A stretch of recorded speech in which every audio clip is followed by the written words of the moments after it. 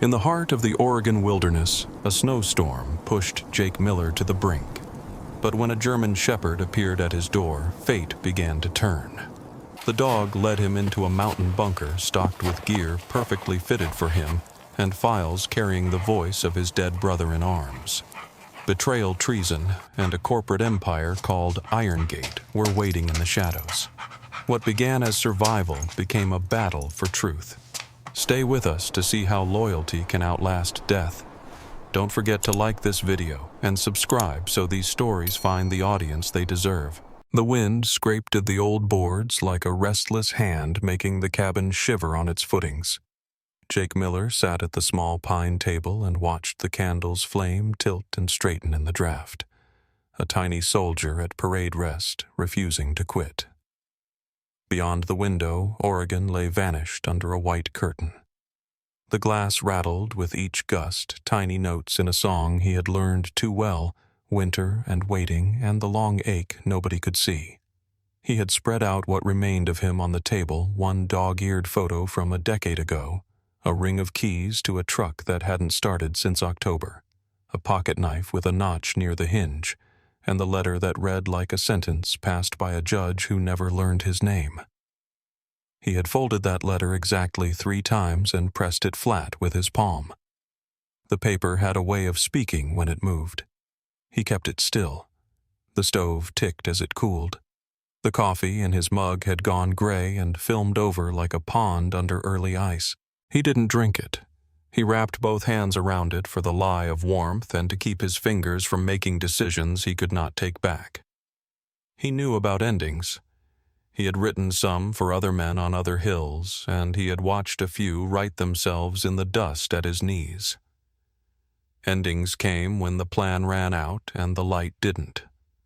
The light always persisted off a rifle's sight off a shard of glass in the eyes of somebody who didn't know they were about to be remembered forever by the worst way. He had promised himself he would never write that kind of ending for anyone who cared about him. No one did now. That had a way of simplifying things. On the wall above the table, a clock with a cedar frame made a patient sound. He had taken the second hand off with a butter knife because the jump between moments made him anxious. The minute hand drifted the way an oar drifts when nobody's rowing. He breathed, and the cabin breathed with him. The candle worked at its small job. The wind worked at its large one. The two of them together made a kind of balance he could trust. He stood. His knees argued and then complied. He put the knife in his pocket because it was a habit, and he shrugged into the flannel-lined barn coat that smelled of wood smoke and machine oil. He had not planned this moment in the way people think planning looks. He had just sanded down the edges one after another until the choice became smooth enough to pick up. He turned the deadbolt and the door resisted, sealed by a ridge of snow. He leaned his shoulder and the door sighed open on a cold that tasted like metal. The storm came in as if it had been waiting to be invited. The candle flared and then steadied. He took one step toward the threshold. That was when he heard the sound. Not the wind's claw, not the pine's complaint. Something closer, lower, an urgent scuff and a breath. He froze. The sound came again, a soft impact against the door frame, and a small, restrained whine that landed right where a man keeps his vows. Easy, he said before he saw it, because his body remembered good advice before his mind did. The shape in the snow was angled against the drift, dark against white, with eyes that held the storm and did not blink. A German shepherd stood braced at the edge of his light chest, heaving paws blooded at the pads from ice and distance. The dog had found the seam between weather and warmth, and pressed into it like a soldier taking a doorway. Jake reached for the collar out of reflex, thinking of tags owners the ordinary order of things, vet phones reward posters. His fingers touched braided nylon, not store-bought leather. The weave was tight and familiar, a pattern men tie when they need their hands to forget long enough to remember. The dog steadied under his palm. No fear there, just a gathering of attention that looked like trust. The beast's coat was winter thick, the color of old pewter, with a saddle of black. The right ear had a notch. On the left side of the neck beneath coarse fur, a crescent scar rode low pale against the skin. Jake knew that shape. Fragment. The size and curve of it traced a path he had learned to read a lifetime ago. He whispered, "You've carried metal," and the dog answered by lifting his chin for the inspection, like this was a checkpoint they had both seen before. "Come on," Jake said, and stepped back. The dog crossed the threshold as if he had been invited to do so all his life. Snow fell off him in clumps. He stood in the center of Jake's small world and made it different by being there. Jake shut the door against the wind, and the candle steadied again, flame straight and tall as if it approved of the addition. He fetched an old bath towel from the hook and crouched. The dog tolerated the brisk rub-down with a patience that looked trained. When Jake touched the front right pad, the dog held still and let the hand learn the wound. Not deep. Split skin, embedded grit. "You're not from around here," Jake said softly, and heard the foolishness of the line, then forgave it. He poured warm water from the kettle into a chipped bowl and let it steam up a small cloud in the room, and he cupped the dog's paw and washed away the road. The animal's breath slowed. The eyes remained awake. When he finished, the dog licked once at Jake's wrist and sat not wandering, not scouting, just settling as if this map square had a name he recognized. Jake stood feeling the sudden angle of himself like the floor had tilted and put him at the high end of something that used to run downhill. He set the cold coffee aside, poured fresh water into a second bowl, and then found the last of the venison jerky in a jar. The dog took the offering politely, head turned just enough to show manners without weakness. The collar drew Jake's eye again. The weave had a small tail, and into that tail someone had tucked a strip of denim narrow and folded twice. He eased it free. The strip was stiff with damp and cold.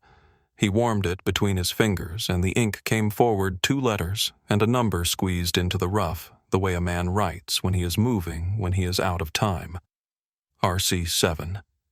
The room felt smaller in a way that told him it was actually getting larger. He had never liked how memory could change the architecture of a place.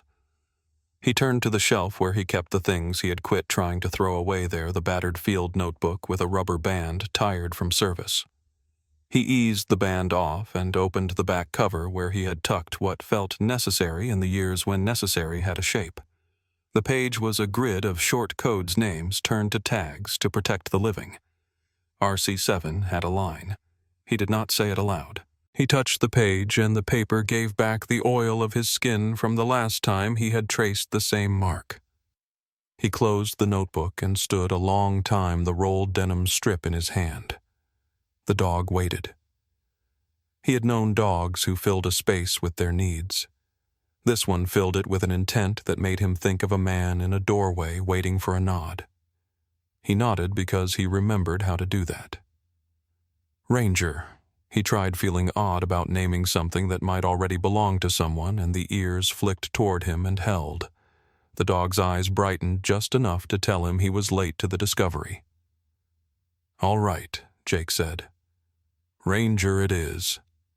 He set the candle in the window, the old habit pulling at him, light for the lost light for the ones who were trying. He could feel the shape of the night outside, the pressure of weather, the burden placed on the trees. Ranger lay near the stove on the rag rug, not to sleep, but to gather strength.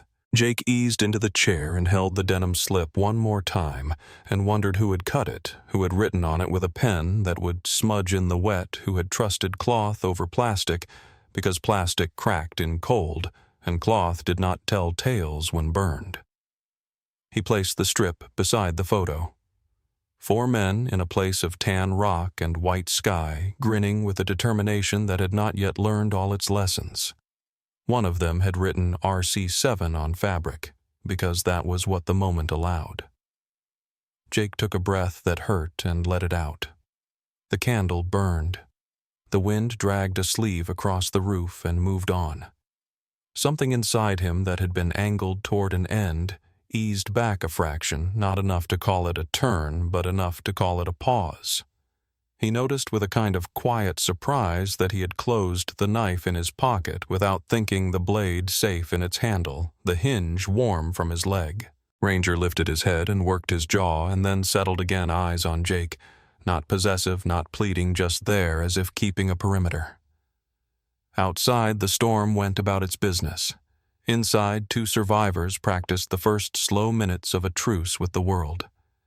Jake found himself standing again, putting water on the stove for something hot, checking the latch on the window, folding the letter once more, and sliding it under the photo to wait what should be waited. He did not make a plan. Plans could be broken and hunted. He made a list in his head, something simple a man could do without needing to be more than he was. Tend the pads in the morning, check the shed for the chainsaw mix, dig out the truck if the storm eased and this one arrived without permission. Look again at the collar for what else it might be telling him. Ranger's ear flicked at the kettle when it started to whisper on the way to boiling. Jake smiled without showing his teeth, the way you smile at a partner who is doing his job. There were miles in that small sound. He poured the water into a mug over a tea bag he did not particularly like, and did not particularly dislike. The steam rose and drew frost from the window. He held the mug and let the heat write something kinder in his hands. He looked at the door where snow still leaned a quiet shoulder, and he thought not of leaving, not yet, but of staying the night through, of letting the candle earn its keep. The flames swayed and corrected a private discipline in a public storm. Jake sat, and the chair took him in, and Ranger breathed, and the room made room for both of them. Somewhere far under the weight of weather, a map unfolded in his head, and a single point on it began to pulse with something that was not quite sorrow and not quite anger. He didn't name it. Names made things heavy. He let it glow. Morning could decide what to call it. The storm had eased by morning, not gone but softened to a steady white drift that thinned the horizon into a blur of trees and sky. Jake rose from his chair with the weight of a man who had slept little but felt pressed toward movement by something larger than himself.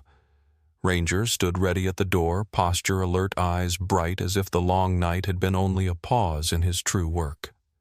Jake pulled on his boots, heavy with salt lines from winters past, and shrugged into his coat, feeling the weight of both the knife in his pocket and the denim strip on the table.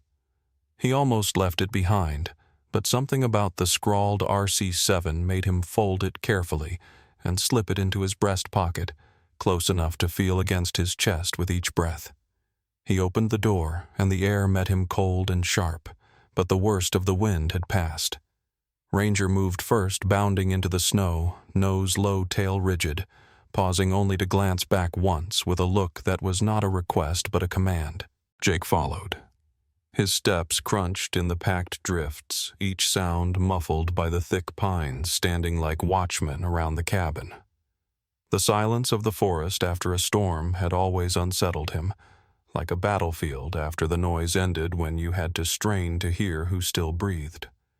Ranger's trail was decisive, a straight line across the rise and down toward the creek bed, his paws leaving marks in the snow as certain as ink on paper.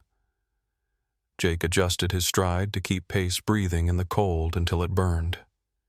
He realized the dog was not wandering, not searching for food or shelter, but moving with intent, as if the map of the land was written in his bones. They crossed the frozen creek at a shallow bend, Jake noting the familiar signs of erosion in the bank, and then climbed the opposite slope where the trees thinned into a wall of granite that rose sheer and unbroken. At first glance, the cliff was an end, an absolute boundary, smooth rock glazed with frost and snow clinging in narrow veins. Jake stood with his hands on his hips, catching his breath, watching the dog. Ranger did not hesitate. He padded directly to a section of the cliff where the snow drifted oddly against the base as though pushed there by a deliberate hand.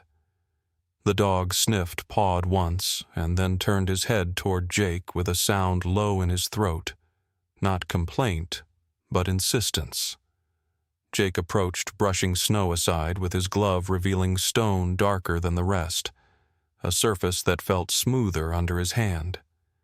He crouched, pressing along the edge, and felt a line, a seam that should not have existed in natural granite.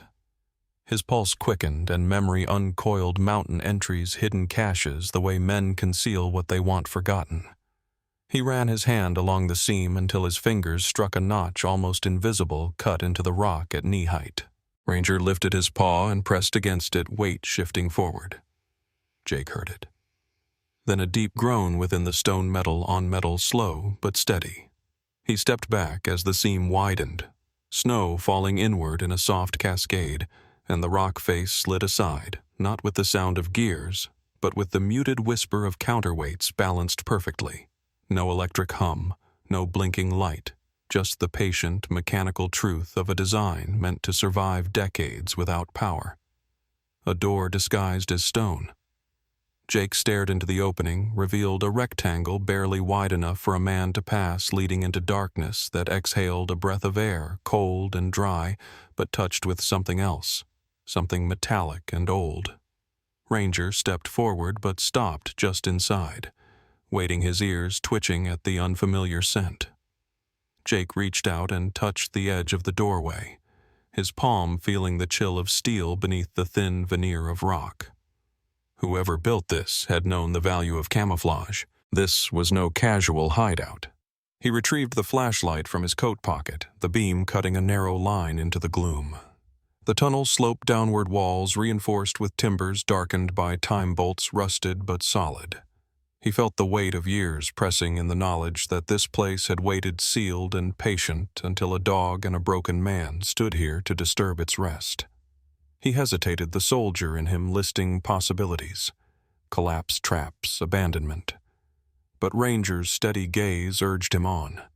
He ducked inside, boots scraping the packed earth, the beam catching dust motes that swirled like memories unsettled. The door rumbled behind him, sliding closed with the same mechanical balance, shutting out the daylight. Jake turned at the sound, half expecting to be trapped, but the seam still glowed faintly where snow reflected light, proof that an exit remained. He tested the notch, felt the counterweight system respond, then let it rest again. Trust, but verify. He turned deeper into the tunnel, his footsteps matched by Ranger's pads, and as the light moved across the walls, he saw marks, faded stencils, numbers, letters, half eroded. USACE, 1962, the Army Corps of Engineers. He knew then this was not some hermit's burrow, but government work, abandoned, perhaps forgotten, built in an age when men feared the flash of a sky they could not control. The air tasted of stone and oil, a blend he remembered from bunkers overseas. He pressed on his heart, steady but faster than before, the denim scrap in his pocket, a weight that suddenly felt less like a relic and more like a key. Ranger kept pace, shoulders brushing his leg in a rhythm of reassurance. The beam found a second doorway ahead, reinforced steel with a manual wheel in the center, the kind you saw on submarine hatches. Jake approached, tested the handle, and felt the resistance of a lock not yet given up to rust. He braced and turned the wheel, grinding but yielding until the latch disengaged with a thud that echoed down the tunnel like a drumbeat. The door creaked open. Beyond it lay a chamber lit faintly by daylight, filtering through some hidden vent walls lined with steel panels, floor-smooth concrete. A place built for endurance. He stepped inside, the dog close behind, and the door closed itself with the slow weight of design. Jake shone his light across the room and felt the strange certainty that this was where the path had been leading all along. Not an accident. Not chance. Ranger lowered his head, sniffed the air, then looked back at Jake as if to ask, "Are you ready to see what we came for?" Jake let the heavy door settle shut behind him, the sound rolling through the chamber like thunder muffled by earth, and he stood still with the flashlight steady in his hand, his breath misting in the cold, dry air. Ranger moved ahead, nose low, circling with a quiet patience, his paws soft against the concrete floor, his presence making the place less foreign. Jake let the light sweep across the room and saw steel shelves bolted into the walls, their contents lined with military precision. Not random supplies left to rot, but a catalog arranged by a mind that had not trusted chance. He stepped closer, brushing dust from boxes stenciled with dates no newer than a decade old.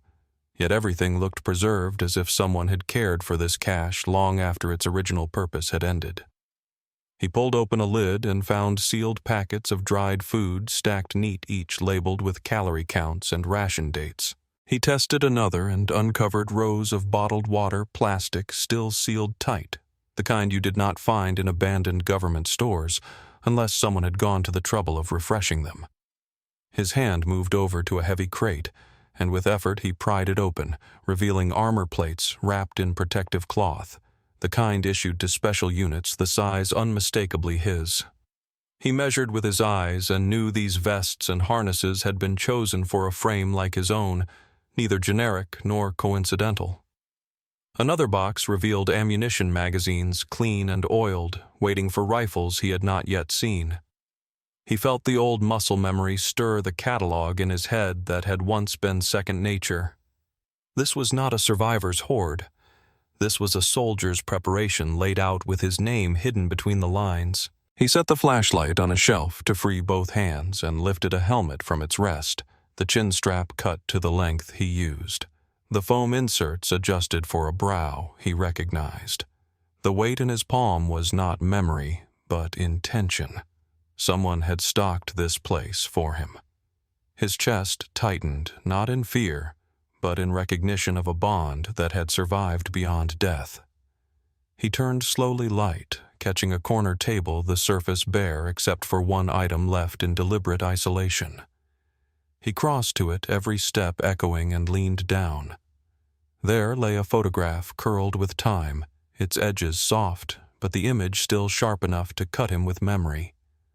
4 men in desert fatigues grinning in a sun that seemed endless arms thrown across shoulders as if nothing could touch them. He recognized himself younger by years that had aged faster than they should.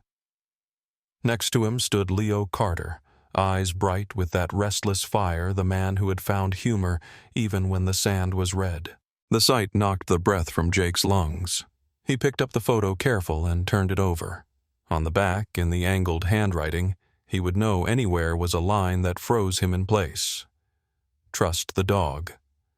The letters carried the uneven pressure of a pen pressed in haste but carved with certainty. Jake held the photo longer than he intended, his thumb brushing over the ink, hearing Leo's voice in his memory. The easy laugh, the calm order under fire, the tone that had carried them through. Trust the dog. He lowered the photograph slowly, his eyes rising to meet Ranger's gaze. The animal sat squarely on the concrete, amber eyes unblinking, steady as a comrade in a doorway.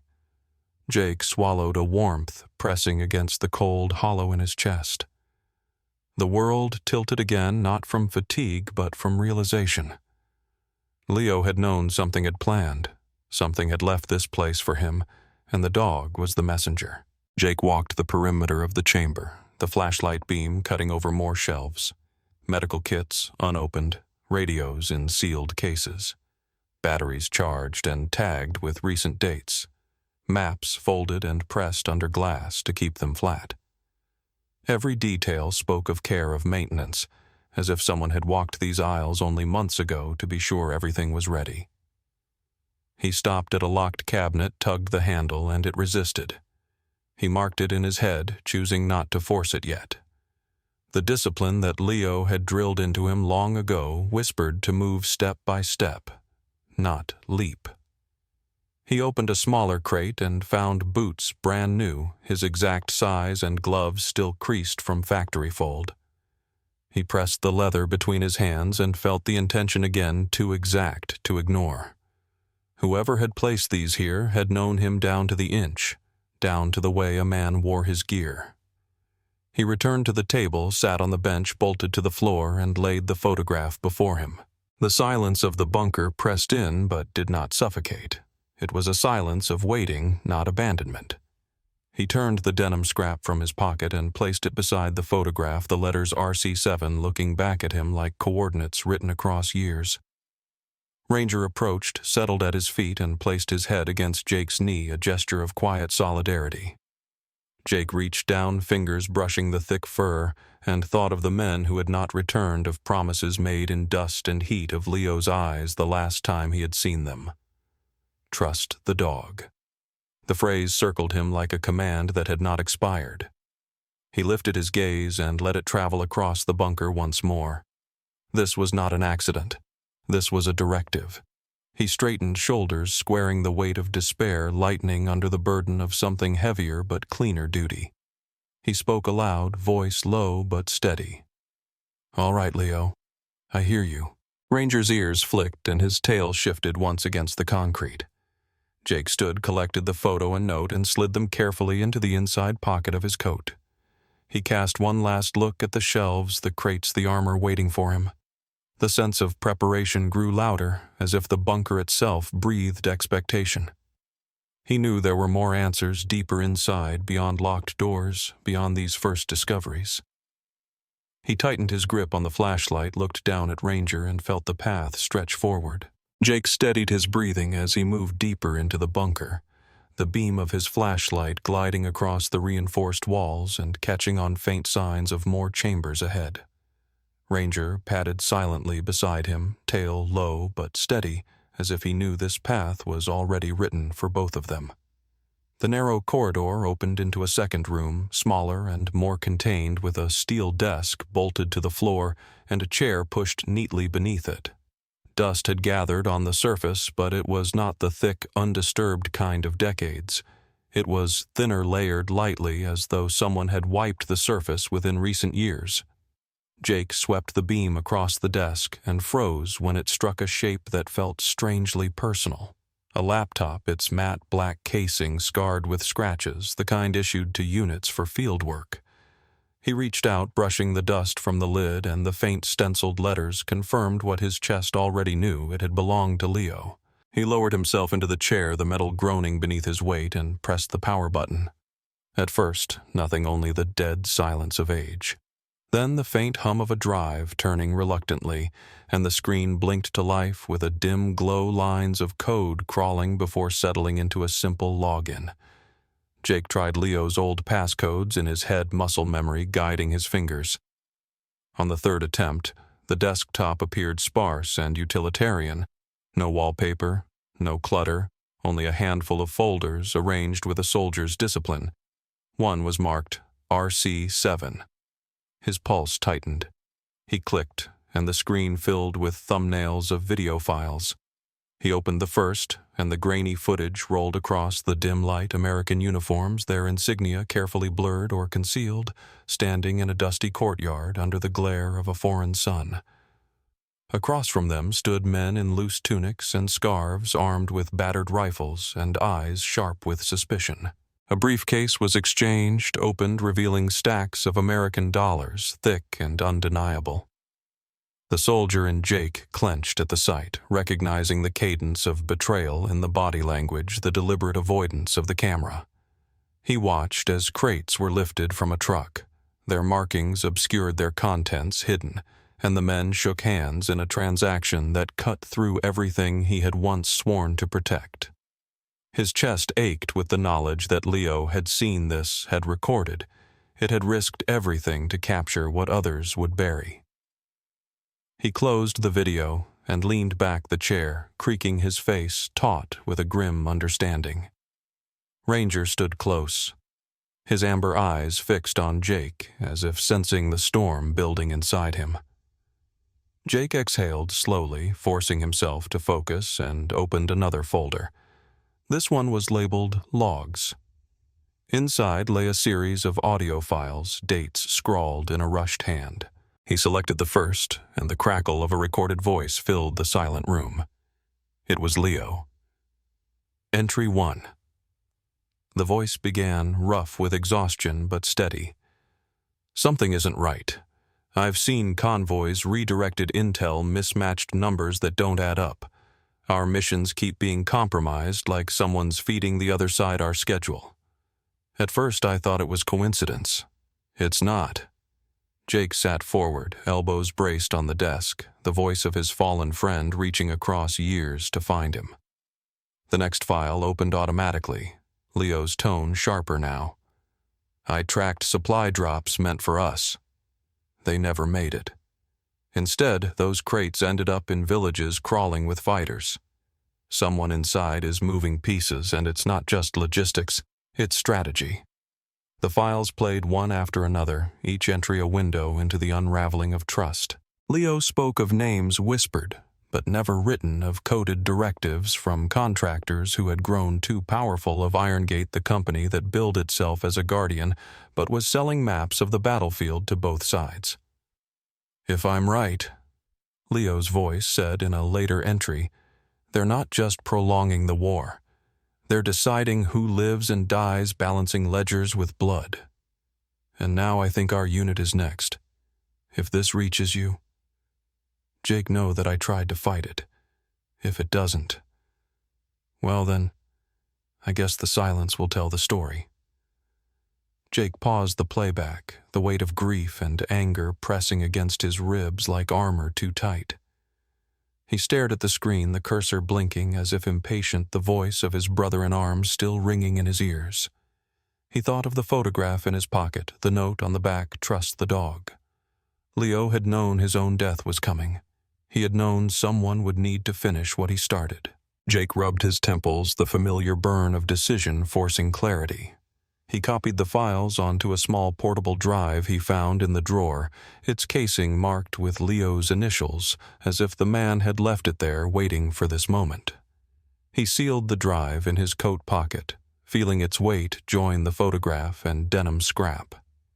Ranger shifted, the quiet sound of claws against concrete grounding him. Jake shut the laptop, the screen fading to black, but the truth it carried burned brighter in his mind. He stood, swept the beam across the shelves again, and saw now not just supplies, but a staging ground for a mission that had not ended. Somewhere in the dark, Leo had left breadcrumbs, and Jake had begun to gather them. He knew there would be more deeper inside this labyrinth, but already the shape of the betrayal was clear. Irongate had sold out their own, and Leo had died trying to stop it. Jake straightened, his jaw set. The next door in the corridor loomed ahead, locked, waiting. He clipped the portable drive to his chest pocket, rested his hand briefly on Ranger's head, and whispered, "We keep going." The corridor stretched deeper into the mountain, its walls narrowing before opening again into a chamber smaller than the last, almost like a vault carved for one purpose alone. Jake entered with Ranger close behind the beam of his flashlight, sweeping across the metallic walls until it landed on a console that looked too modern to belong to the Cold War skeleton around it. The desk was clean, the dust disturbed more recently than anywhere else, and atop it sat a recorder no larger than his palm, old but functional, its casing marked by scratches of use. A single tape was inside, labeled in the familiar handwriting that made Jake's chest tighten. For Jake. He lowered himself slowly into the chair, his hand hovering above the recorder, and pressed play. The tape whirred, and then Leo's voice filled the chamber, softer than the logs he had heard before. More personal, almost as though the man was sitting across the desk instead of speaking from beyond the years. "Jake," the voice began, steady but tired. "If you're hearing this, it means I didn't make it home. I need you to know this wasn't bad luck, wasn't just the enemy getting one step ahead. This was betrayal, plain and simple. We weren't supposed to walk out of that valley alive." Jake's hand clenched against the armrest, his jaw tightening as the words pressed against wounds that had never healed. "You'll find proof in the other files, but you need to hear it from me. Irongate isn't just mishandling supplies. They're feeding intel straight to the other side, timing ambushes, trading lives for contracts. And someone inside our own circle made sure the hammer fell right on us. That someone is Colonel Richard Hale." The name struck like a blow, each syllable sharp as steel. Jake closed his eyes, recalling the stern face of the man who had once commanded respect, who had shaped him as a ranger, who had been their superior, and in their minds, their shield. The thought of Hale as traitor hollowed his stomach, but Leo's voice pressed on. "Hale gave the order that placed us in that valley. He knew the enemy would be waiting. He called it routine. I call it what it was, a trap. And I was the reason. I had gotten too close, Jake. I was piecing together what Irongate was doing, how they were profiting from every coffin draped in a flag. Hale wasn't going to let that out. So he signed our fate and told himself it was just another mission. The tape clicked as if Leo had paused, and when his voice returned, it carried a weight that bent the air. I didn't want you carrying this burden, brother, but if you're hearing me now, it means the truth had to find you. You've got the strength I never did. I was the one who asked questions, but you were the one who kept us alive. That's why this falls on you. Jake leaned forward, his breath steady, but his eyes burning. Ranger pressed against his leg as if to anchor him. Leo's voice softened, almost like confession. There's one more thing. If everything falls apart, if you can't fight this on your own, there's a name you need to remember: Sarah Jenkins. She's not one of us, not military, but she's the only person outside who ever listened. She's a journalist, relentless, too stubborn to be bought. I left her pieces of the story, but nothing that could point back to me directly. She'll know what to do if you bring her the whole truth. Find her, Jake. Trust her. The tape whirred, and then the last words came weighted with the echo of friendship and finality. You've carried me farther than I ever deserved, brother. Carry this too, but don't carry it alone, and whatever you do, trust the dog. He'll guide you where I no longer can. The recorder clicked off, leaving the room heavy with silence. Jake sat unmoving, his hand still resting on the metal, the voice of his fallen brother ringing in his ears. Colonel Hale, the man who had once demanded their loyalty, who had given orders in the field that Jake had followed without hesitation, had been the architect of betrayal. The ambush that haunted Jake's nights had not been a failure of strategy, not bad intel from an unseen hand. It had been a death sentence signed by someone who wore the same uniform. His mind reeled with memories, Hale's calm expression at briefings, the clipped tone that had always left no room for questions, the final mission where the route had felt too exposed, too predictable, but no one had dared to object. He had carried guilt for years, believing he had failed Leo, believing he should have stopped it. Now the truth cut deeper. He had never been given a chance. The betrayal had been written before they left the wire. He stood pacing the room, the sound of his boots echoing against the steel. Ranger followed, never breaking his watchful gaze. Jake pressed his hand against the wall, grounding himself against the weight of rage building inside. Leo's last request was not vengeance alone, it was direction. Sarah Jenkins, a journalist, a lifeline beyond the shadows of war. She could shine the light where Jake's rifle could not reach. He breathed in deeply, steadying himself. The pieces were falling into place, not just betrayal, not just corruption, but a path forward. Hale had buried Leo, but he had not buried the truth. That truth now lived in Jake's pocket, on the drive, in the files, and in the voice that would never leave him.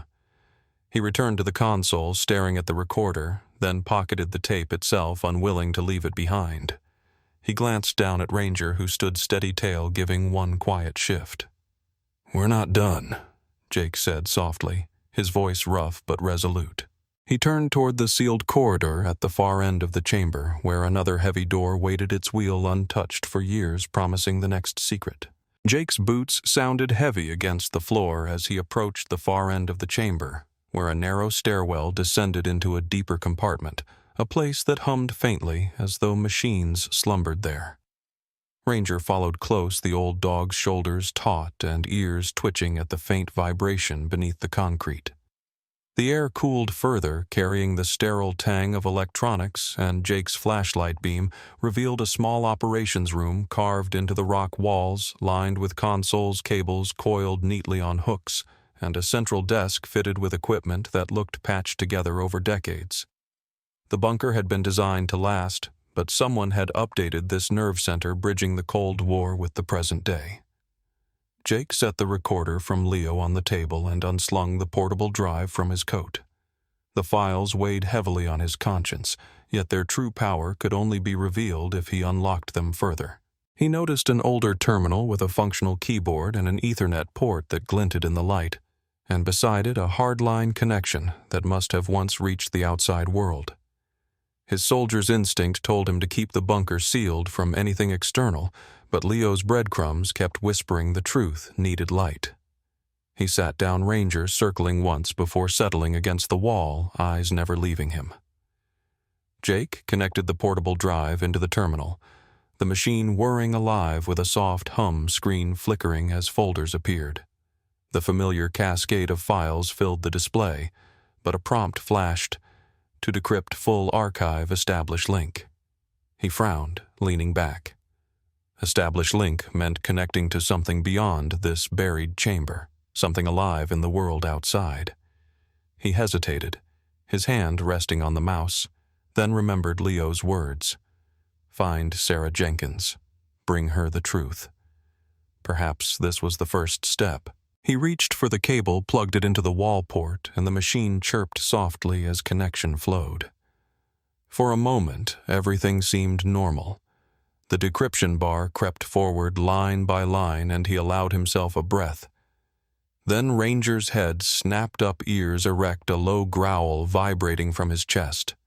The screen glitched, numbers flashing too fast, a series of coordinates scrolling at the bottom corner, data bleeding into the open channel like a wound. Jake's stomach dropped.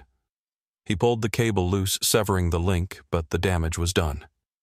He recognized what had happened with brutal clarity. He had transmitted the bunker's location. The fortress was no longer invisible. His pulse quickened, his training clawing its way back into his veins. He stood sharply, scanning the ceiling and walls, and then he heard it, the soft crackle of an intercom system springing to life, a network he had assumed long dead. Static hissed, then cleared, and a voice slid into the chamber, cold and deliberate. "Miller," it said, drawn out with a weight that made his chest tighten. "I know you're alive." The timbre was unmistakable, the authority carried in every syllable, even across years. Colonel Richard Hale. Jake froze, every instinct pressing him toward fight, yet his body locked in place at the sound of the man who had once been his commander. Hale's voice continued, measured and sure, as if he had been waiting for this day.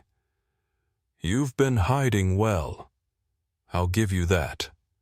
But hiding was never your strength, was it? You were the shield, Miller. You held the line.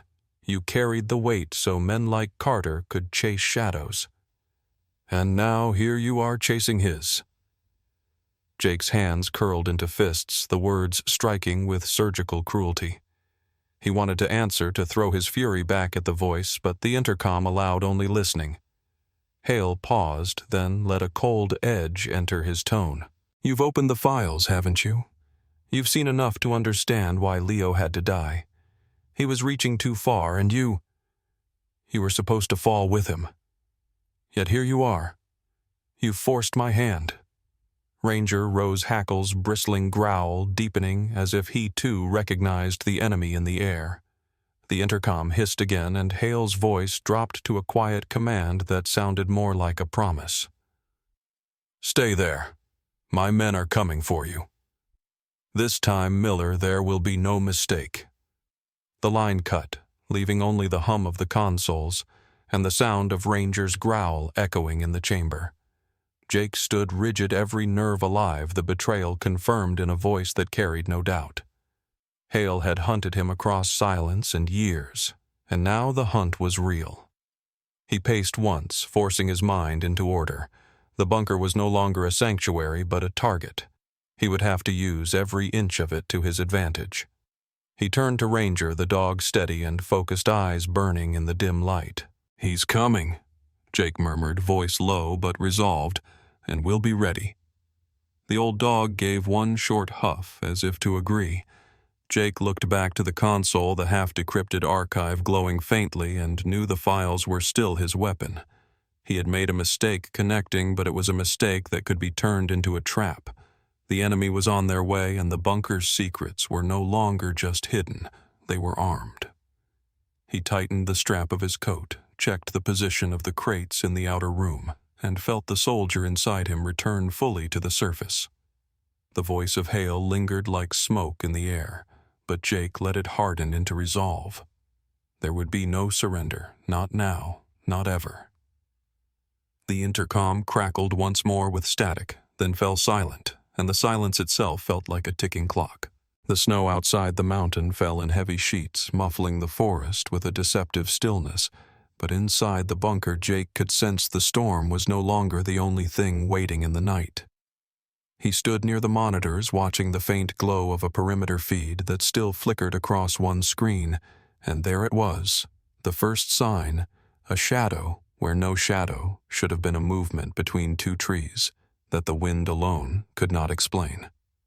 Ranger stiffened, ears rising, and a deep, low growl rumbled in his chest, the kind that came not from nerves, but from recognition of a predator. Jake leaned closer to the screen, hand gripping the desk, until his knuckles whitened. Then he saw another figure, then another moving with the discipline of men who knew how to vanish in a storm, yet still close the circle around prey. They were not soldiers of any flag, not in this wilderness, but hired men mercenaries drawn here by the beacon he had accidentally released. The wolves had come. He moved quickly, dimming the internal lights so their glow would not betray the entrance, then checked the armory, one more time, fingers grazing the edges of magazines stacked with precision body armor fitted with his size in mind. The reality struck him again. This had been prepared as though Leo had always known this siege would come. Ranger stayed close, muscles coiled, gaze flicking between the sealed steel door and the man who now moved with the sharpness of old instincts reborn. The intercom had fallen silent since Hale's voice, but Jake could almost feel the colonel's presence carried on the storm, as though he stood behind each of those men encircling the woods. Minutes later, a faint electronic pulse reached the bunker and the monitor displayed intercepted chatter. Someone outside had switched frequencies, their encrypted signals bouncing, but the bunker's old surveillance system caught fragments. Jake listened carefully, straining past the static until he froze at a line that pierced deeper than any bullet. Target Miller confirmed list cross-check complete. Remaining names scheduled. Jake's throat tightened, his hand clenching around the headphone. They had a list, not just his name, but others. He quickly opened a decrypted folder from Leo's archive and scrolled through documents cross-referencing. His heart sank as names he knew appeared: Matthews, Harper, Ortiz. Men who had once fought at his side, men who had laughed under the same burning sun in Afghanistan, men who were supposed to be safe back home. One by one, those names aligned with reports of accidents, suicides, or vanishing without trace. They had not been coincidences. They had been executions disguised as fate. Ranger whined softly, sensing his distress pressing close until Jake laid a hand on his fur. He whispered to the dog voice, low and steady, "They're cleaning house, boy. They're not just after me. They're erasing all of us." He leaned back, the realization searing through him.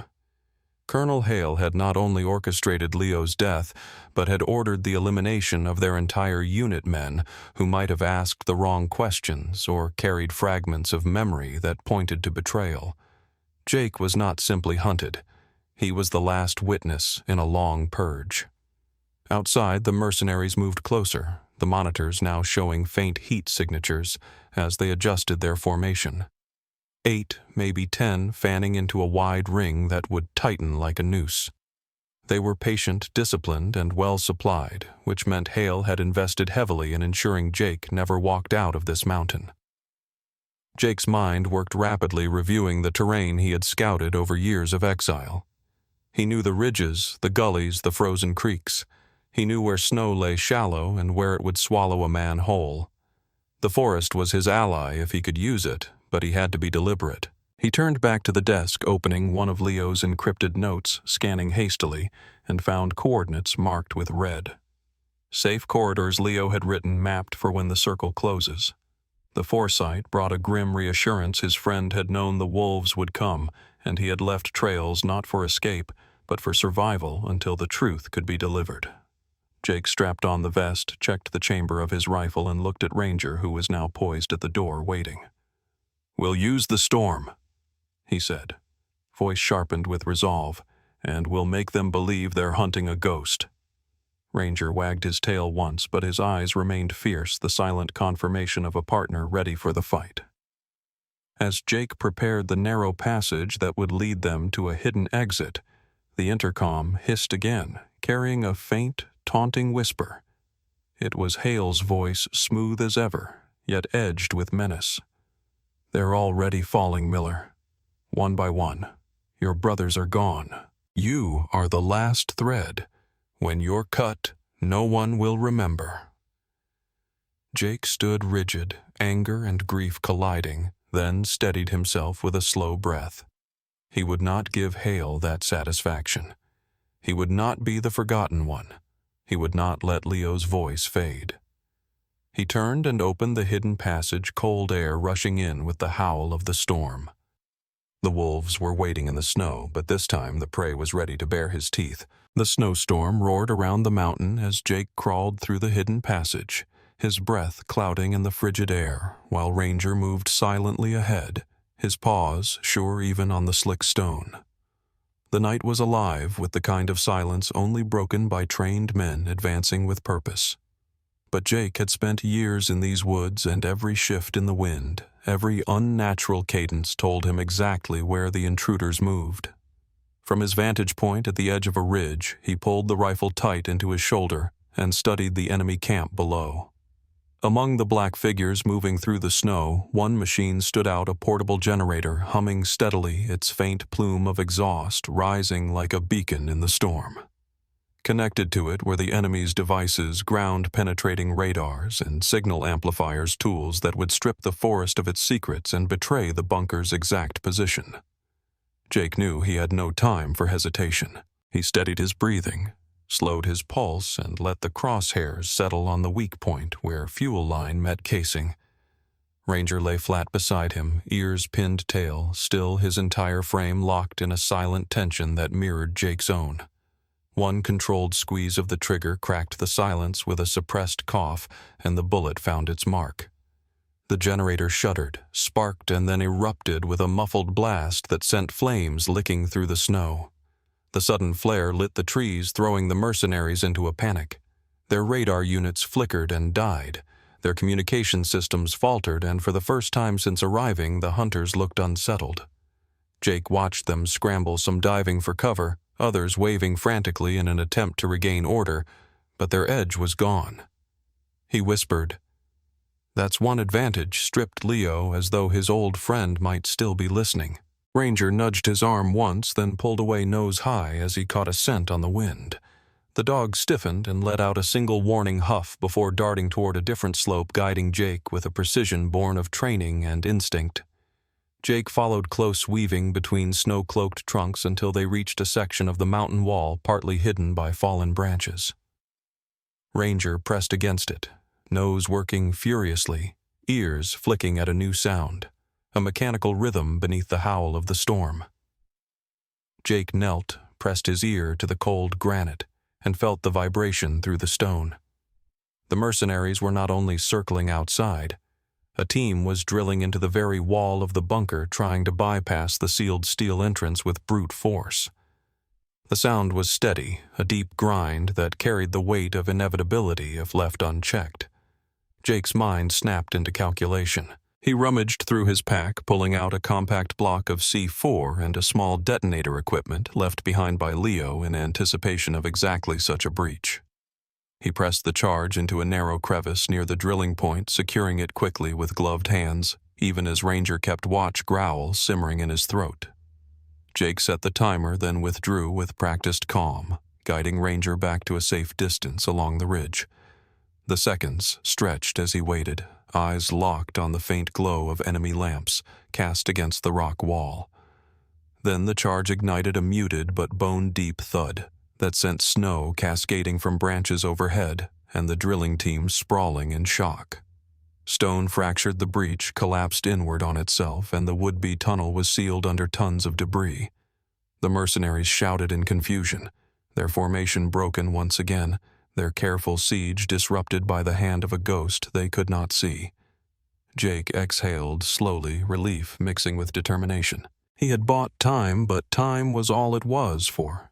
Hale's men were disciplined enough to regroup. He and Ranger crouched in the shadows, watching as the enemy recovered some, tending to the fallen others. Scanning the tree line with rifles raised their movements sharp despite the setbacks. Jake's eyes followed their leader, a tall figure whose posture radiated frustration, barely contained beneath layers of tactical gear. That man would report to Hale, and Hale would press harder. Ranger leaned against him, body trembling with readiness, and Jake knew the dog was not only a companion, but a sensor, an alarm, a guide who had already saved his life more than once. He scratched the shepherd's neck briefly and murmured, "You're the reason I'm still standing." The snowstorm masked their retreat as Jake pulled back deeper into the tree line, but his mind was already racing. The mercenaries would not relent. Their next attempt would be sharper, more ruthless, because Hale could not afford failure. Yet, with each counter, with each strike, Jake could feel momentum shift. He was no longer simply surviving. He was bleeding their advantage piece by piece, until all that remained was man against man, and that was a contest he had trained his entire life to win. The flames from the destroyed generator still flickered in the distance, a defiant beacon in the storm, and Jake turned away knowing the night was far from over. The wolves were still out there, but now they hunted blind, and the mountain itself was no longer theirs to command. Jake and Ranger moved silently through the snow-draped forest, weaving between towering firs, as the storm shifted from furious gusts to a quieter, steady fall. The mercenaries were scattered, shaken by the loss of their generator and the collapse of their drilling effort. But Jake knew they were not retreating. They were tightening, adapting, regaining their cohesion. That was what disciplined men did, and Hale would accept nothing less than completion of their mission.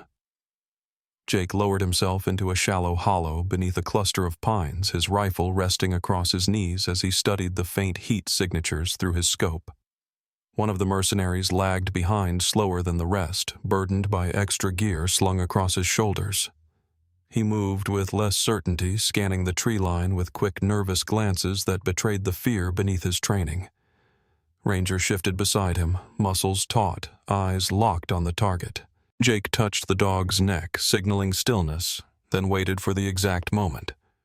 When the man crossed into the natural funnel formed by two boulders, Jake moved with sudden precision, sliding down from his position with controlled speed.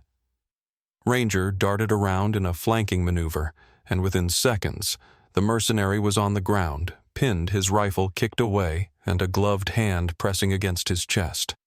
The man struggled, but the shepherd's teeth, bared close to his throat, ended resistance quickly. Jake leaned close, his voice low but firm. "Who sent you?"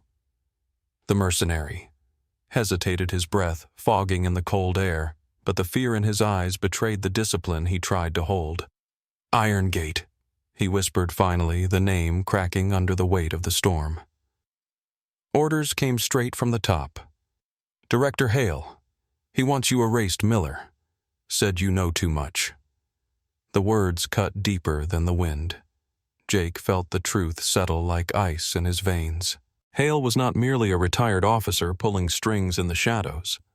He was the head of Irongate, a corporation with reach and resources far beyond anything Jake had faced before. The betrayal of their unit, the death of Leo, the purge of his brothers, it all traced back to the man who had once commanded them with calm authority. Hale had built an empire on treason, and now he was sealing its cracks by eliminating the men who could expose him. Jake bound the prisoner's hands, leaving him disarmed but alive. Ranger kept a watchful eye on the captive as Jake considered his next move. Returning to the bunker was necessary. The files still held the full measure of proof. He guided Ranger back toward the hidden entrance, snow crunching beneath their boots and paws as the storm deepened again. The bunker's steel door groaned open under his command, and he led Ranger and the prisoner inside. For a moment, the warmth of the filtered air offered relief. Then the lights flickered once, twice, and died. Darkness swallowed the chamber with a suddenness that tightened his chest. The hum of machines that had been a constant since his arrival fell silent, leaving only the sound of his own breath and Ranger's low growl. Jake's instincts screamed that this was no accident. He pulled a flashlight from his vest, its narrow beam cutting through the dark, and hurried to the control desk. The screens were black, the power grid dead. He tried the auxiliary switches, but nothing responded. Then came the metallic hiss of the steel door sealing behind them, followed by a deep grinding sound that reverberated through the bunker walls.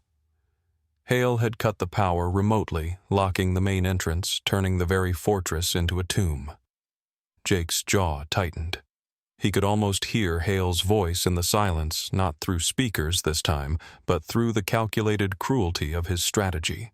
If he could not kill Jake with bullets, he would bury him alive in the place meant to protect him. Ranger moved suddenly, pulling Jake from his spiral of thought. The shepherd darted into a side corridor, nails clicking against concrete, then barked once, sharp and insistent. Jake followed quickly, beam of light dancing across walls until it landed on a section of rock-lined hallway he had never examined closely. Ranger pawed at the corner nose pressed to a faint seam almost invisible in the gloom. Jake crouched, running his hand along the stone, and felt it a subtle draft of cold air slipping through. A hidden door. He pushed gently, but it did not yield. Searching quickly, he found a recessed lever disguised within the wall, a design so seamless it would have been invisible without Ranger's discovery. He pulled it, and with a low, mechanical groan, the hidden panel shifted, revealing a narrow passage descending deeper into the mountain. Cold air flowed in with new force, carrying the scent of stone and pine. Ranger wagged his tail once as if urging him onward. Jake looked back at the dark chamber at the prisoner bound against the wall and made his decision. Hale had tried to seal his fate, but once again the dog had found a path proof of Leo's final trust. He tightened the straps of his pack, checked the rifle, and stepped into the passage, Ranger at his side. The darkness no longer felt suffocating. It felt like a challenge, and Jake intended to meet it head-on. The hidden passage stretched on longer than Jake had expected, carved deep into the mountain with a purpose that only Leo could have foreseen. The air was cold and damp, carrying faint scents of pine roots and old stone. Yet the further he and Ranger descended, the stronger the draft became, until finally they reached a narrow opening masked by heavy brush. He pushed it aside and emerged into the forest, the night still cloaked in snow, the storm easing into a quiet whisper. Ranger stepped out beside him, ears pricked, amber eyes catching the faintest movements in the distance. From this vantage point, Jake could see the mercenaries still sweeping the mountain, their formation broken and their confidence frayed by the losses they had endured. But what caught his attention most was the man standing near the ridge, surveying the chaos with the calm assurance of command. Even from this distance, Jake recognized him instantly. Richard Hale, no longer the colonel he once respected, but the director of Iron Gate, wrapped in civilian arrogance disguised as authority. Hale had not stayed in some distant office. He had come himself to ensure the job was done, to watch as the last witness was erased. Jake felt his chest tighten with a mix of grief and fury, but he forced his breathing to slow. This was not a moment for rage. This was a moment for precision. He studied the terrain, noting the slope that curved behind Hale's position, the blind angle where the mercenaries could not see. He motioned to Ranger, who crouched low, understanding the silent command. Together they moved through the snow like shadows circling wide, their steps buried beneath the soft white hush. Every muscle in Jake's body remembered the lessons of countless patrols, every nerve tuned to silence. When they closed the distance, Hale stood no more than a dozen yards away, speaking quietly into a radio that had lost its signal but still served as a prop for authority. Jake rose from the cover of the trees, rifle steady, his voice cutting through the dawn-chilled air with clarity. "It's over, Hale." Hale stiffened but did not turn at once. When he finally faced Jake, there was no surprise in his eyes, only a cold recognition. "Miller," he said evenly, "you should have stayed buried. This ends badly for you." Jake kept the rifle trained, every sense alive. Ranger growling low at his side. "No," Jake said, his voice steady. "It ends badly for you. You ordered the deaths of men who trusted you. You built Iron Gate on their graves. Tonight you answer for it." Hale's mask faltered just slightly, but his words remained sharp. "Do you think anyone will believe you? Do you think one broken ranger and his dog can bring down a company that feeds nations their wars?" Jake reached into his vest with one hand, never lowering the rifle, and pulled out the hardened drive he had secured earlier. He held it up so Hale could see the blinking indicator light. "It's not just me anymore," Jake said, his tone final. "It's the truth. And the truth doesn't die with me." Ranger moved forward, then barking once, the sharp sound breaking the tension. The mercenaries nearby turned their heads, but Jake had already stepped close, disarming Hale with swift efficiency, wrenching the sidearm from his belt and forcing him to his knees. For the first time, Hale's composure cracked, his breath quickening as the balance of power shifted fully. Jake bound his wrists with zip ties taken from the prisoner earlier, then pressed the radio into his hand. "You'll tell them to stand down," Jake ordered. Hale resisted, but Ranger's growl deepened, teeth bared inches from his arm, and finally the man complied, issuing a clipped command. The mercenaries, trained to follow the chain of command, froze in confusion, then withdrew slowly, their hunt ended by the voice of the very man who had led them here. Dawn began to bleed across the horizon, pale light filtering through the storm clouds, painting the snow with soft hues of gold and rose.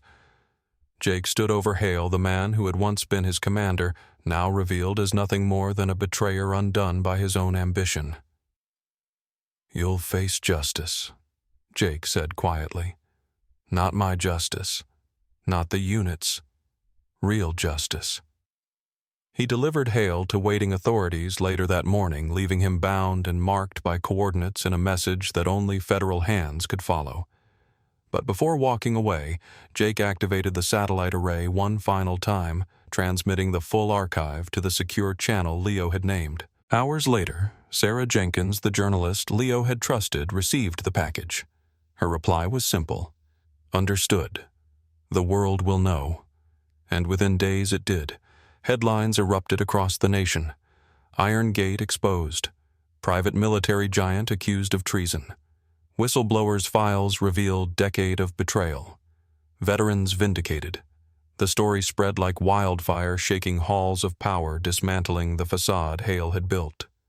For the first time in years, Jake's brothers' names were spoken with honor, not doubt. They were no longer shadows lost in accidents or rumors. They were soldiers betrayed by greed and remembered as heroes. Weeks later, Jake stood by the truck Leo had once left hidden in town, the old engine rumbling as though it had been waiting all these years.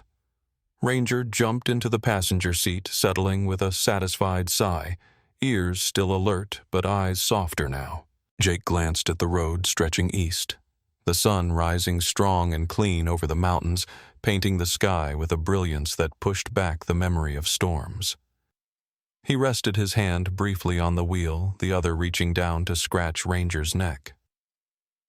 "We're done here, boy," he said softly. "Time for a new road." Ranger turned amber eyes steady and licked his hand once before looking forward again. Jake smiled, the first unburdened smile he had allowed himself in years, then pressed the gas. The truck rolled forward, tires crunching over gravel, carrying them away from the mountain that had nearly been their grave. Behind them, the forest stood quiet, its secrets finally laid bare. Ahead, the open road glowed with promise. The war that had begun in betrayal ended now in truth, and for Jake Miller and his loyal companion Dawn was not just another morning, it was the beginning of a life reclaimed.